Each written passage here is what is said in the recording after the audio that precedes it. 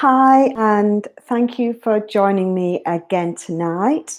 Um, I'm Pam Wrigley, and I'm going to show you how to create a really pretty half up, half down bridal hairstyle on my practice head tonight. And we're going to chat a little bit about hair prep as well. If you have any questions as we go through the tutorial, please just pop your questions into the chat box. I'm going to be keeping an eye on the chat box over here. So if you see me looking over to the side, I'm just checking the inbox. And I think we've got Sharika's online here, and so is Carter. So thank you for joining me tonight, guys. If you have any questions, as I say, please just pop your questions in the chat box, and I'll do my best to keep an eye on the questions as they come in so I can answer them. But you can always get in touch with me. You can always drop me a line in our little comments box, and I'm available all week to answer any questions that you might have. So tonight we're going to talk about prepping the hair and creating a curl, which actually seems like quite a simple thing.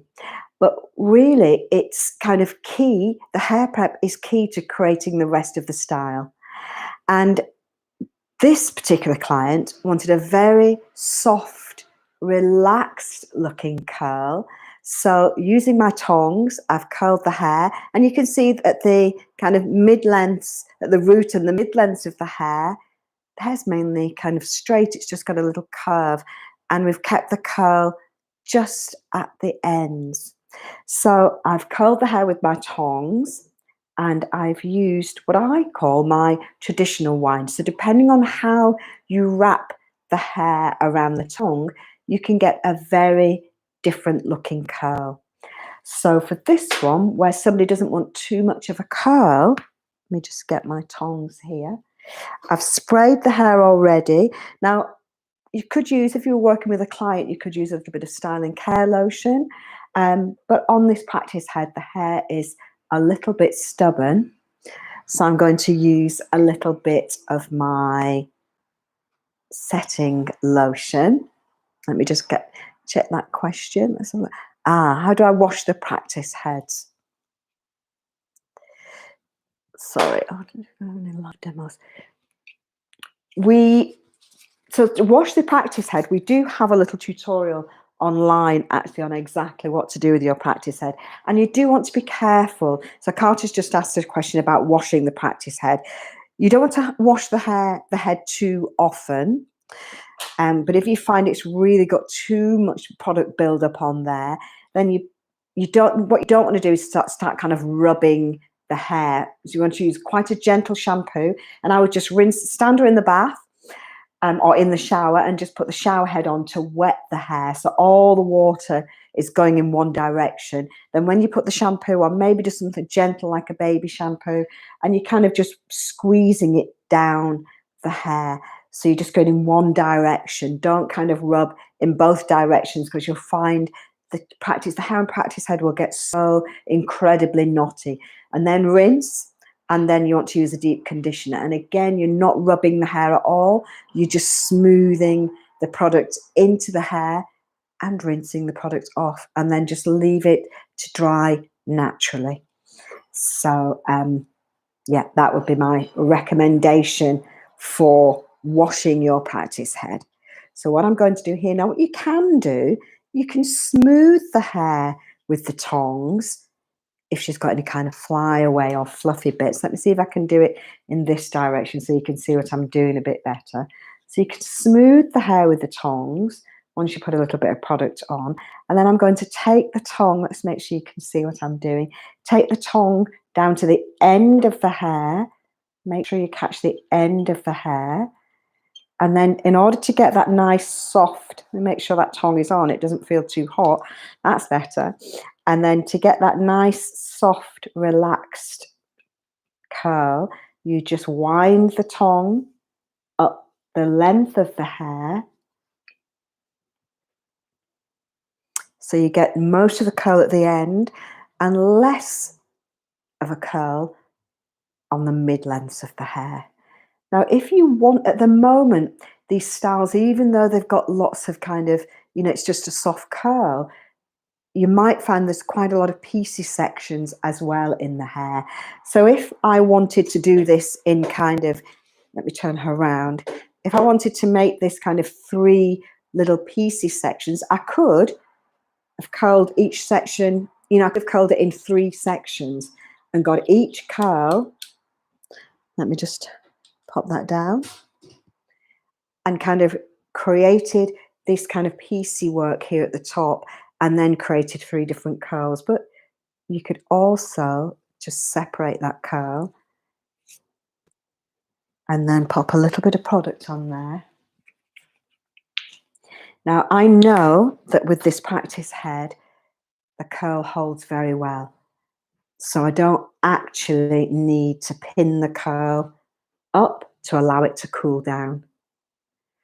But I can separate. The thing about separating the curls here at the top to get this kind of piecey look up here, so say you can curl it in individual sections, or you can create bigger curls and separate them. But the thing about kind of creating these, separating them and making them too small, is then you end up with lots of small curls. But if she wants big kind of chunky curls, you almost want to keep your sections a little bit bigger. I find that this, when you're creating beachy waves, for example, you could, rather than soft curls, then lots of small sections, put lots of product on each one. So a little bit of setting lotion or stronghold, hairspray even will do, and then create the beachy wave, and you've got all these separate, lots of lovely individual beachy waves rather than curls, and all the lovely sectiony pieces at the top.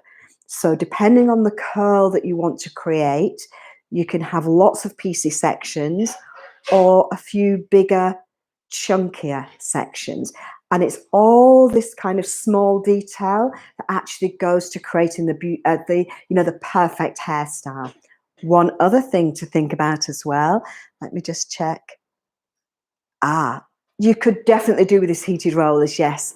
Yes, you can. Heated rollers would be perfect for this style. You get this lovely, soft, very natural looking curl, and it would work a treat. You'd also get lots of root lift as well. What you want to do, if you are working with tongs, with heated rollers, you generally get this kind of movement in the hair.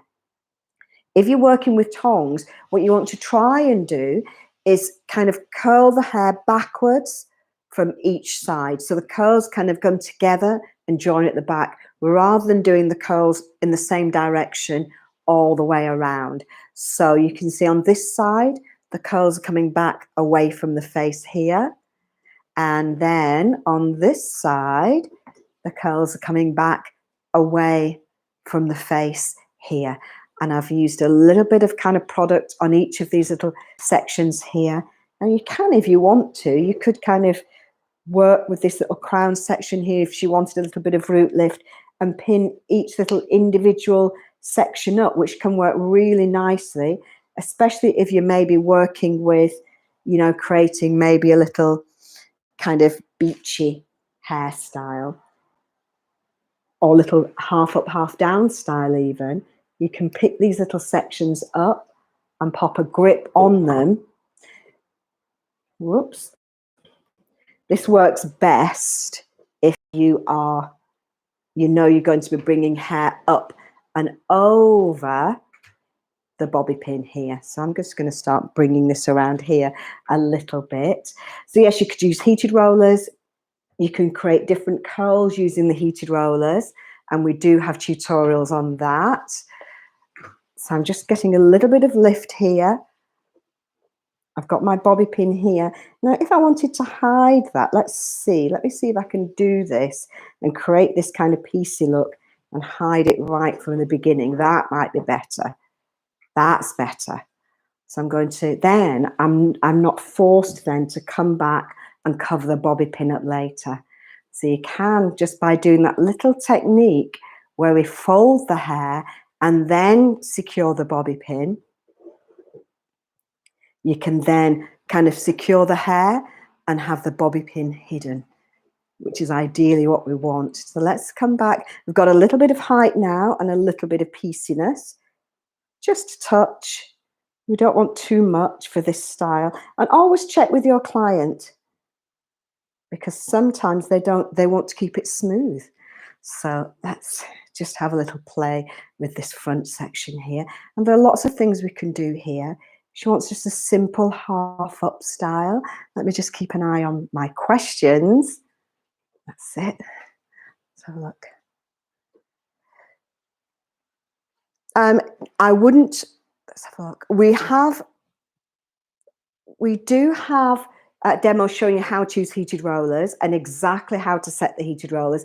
And actually, if you follow the setting pattern for the heated rollers, you'll find you'll get a lovely soft movement in the hair, and it will naturally flow backwards. You can tilt the rollers back a little bit on a slight diagonal, and then the hair will come backwards.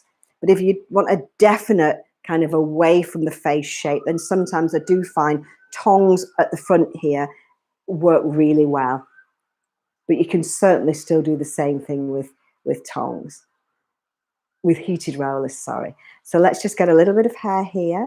And we also have an online course, and Carter's just asking me whether we do any kind of one-to-one sessions or live sessions on the online course. We don't do live sessions at the moment on the online course, and I have had students who've booked private sessions with me online to learn bridal hair. But on the online course, it's purely online, and you can, I'm just going to, that's it. I'm just going to fold this piece of hair so that I can secure it and hide the bobby pin. That's it. But the online course is packed with lots of help and information to help you get your bridal hair career off the ground. It's I'm at a bit of a funny angle here, but that's it. That's better. I think that works. And I'm just going to do a little twist. Now I could continue here. I could keep twisting this one section of hair, but say, for example, your lady has layers and the hair's quite short, but she wants to have a twist coming back. So I could then pick up another piece of hair and create another little twist here. So, you know, if your lady's got layers or particularly kind of fine hair, and she doesn't like her ears, she might not want to bring too much hair back.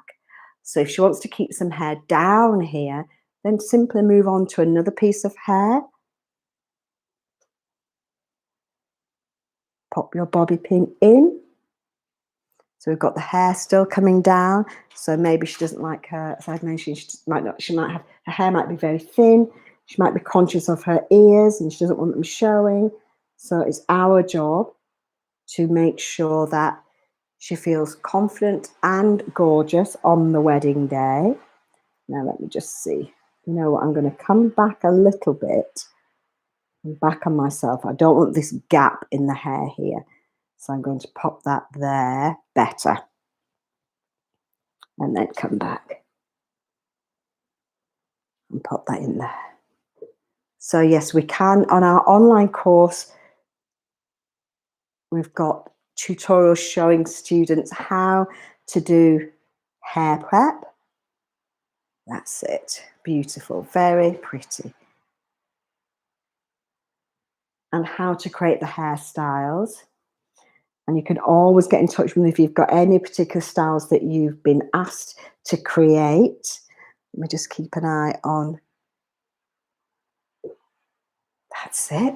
Lovely. It's just a very simple, kind of twisted looking style. And it's not a braid, it's more like a kind of wave coming back in the hair. It's not even a twist, it's just a little wave in the hair.